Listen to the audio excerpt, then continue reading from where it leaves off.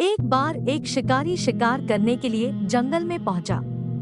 उसने अपने तीर पर बहुत ही खतरनाक जहर लगाया और शिकार को निशाना बना करके उसने तीर को छोड़ा, लेकिन उसका तीर चूक गया और तीर एक पेड़ पर जा लगा।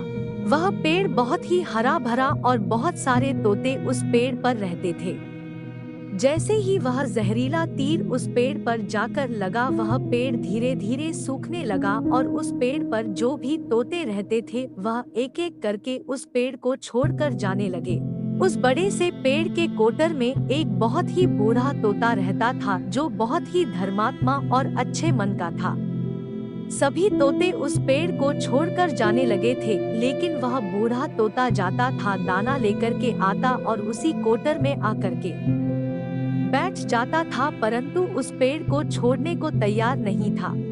बूढ़े तोते के साथियों ने कई बार आकर के उसे समझाया कि यह पेड़ सूख रहा है और किसी दिन गिर भी जाएगा, चलो किसी और पेड़ पर चल कर रहा जाए, परंतु वह बूढ़ा तोता वहां से जाने को तैयार नहीं हो रहा था। अब यह बात देवराज इंद्र तक पहुंची। उन्हें बताया गया कि एक तोता है, वह जिस पेड़ पर रहता है उस पेड़ पर एक जहरीला तीर लगने के कारण सूखने, गिरने और खत्म होने के कगार पर आ पहुंचा है, और एक बूढ़ा तोता अभी भी वहीं पर रह रहा है। वह दाना लेकर आता है और वहीं पर रहता है, जबकि उस जंगल में बहुत सारे पेड़ हैं, लेकिन वह उसी पेड़ पर रह रहा है। देवराज इंद्र प्रकट हुए और उस बूढ़े तोते से कहने लगे कि आप बहुत धर्मात्मा, बहुत ही अच्छे मन के हैं, लेकिन आप इस पेड़ को छोड़कर किसी और पेड़ पर चले जाइए, क्योंकि यह पेड़ कुछ ही दिनों में गिर जाएगा।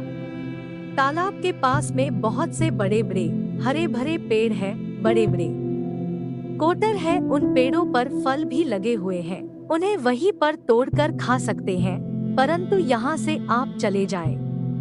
तोता बोला, माफ कीजिएगा, इस पेड़ ने मुझे जीवन दिया है, शिकारियों से मेरी रक्षा की है, हर मौसम में मेरे साथ रहा है, ये कोटर मेरा घर है, यहाँ मैं पला बढ़ा हूँ, इस पेड़ को मैं छोड़कर कैसे जा सकता हूँ?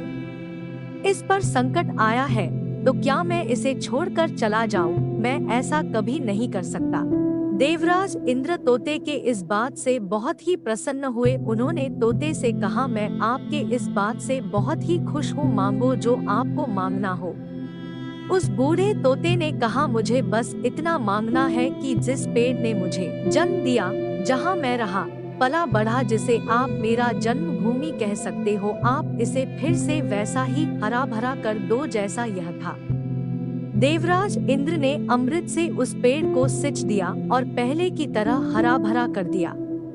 अब वापस से उस पेड़ पर आकर के बाकी तोते रहने लगे। वह बूढ़ा तोता कुछ समय तक और जिंदा रहा, फिर उसकी मृत्यु हो गई और वह स्वर्ग में चला गया।